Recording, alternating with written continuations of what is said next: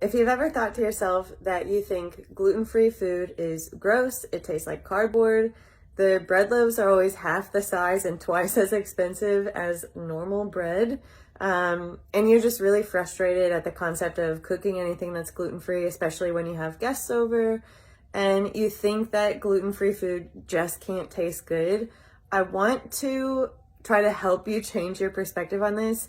Trust me, I get it. I understand 1000% where you're coming from because I used to think the same way, especially when you go and try new gluten-free products off the shelves at the store.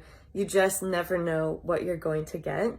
But I want to challenge you and help you change your perspective because gluten-free food can actually be really delicious.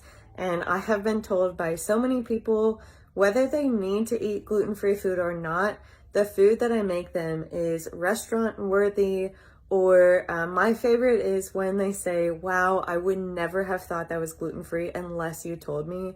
And being told something like that is absolutely incredible and gives you so much confidence, but it also helps you realize that yes, gluten-free food can and should taste good. And because food is such a powerful way of bringing people together, I think it's really important to help other people obtain that reality as well.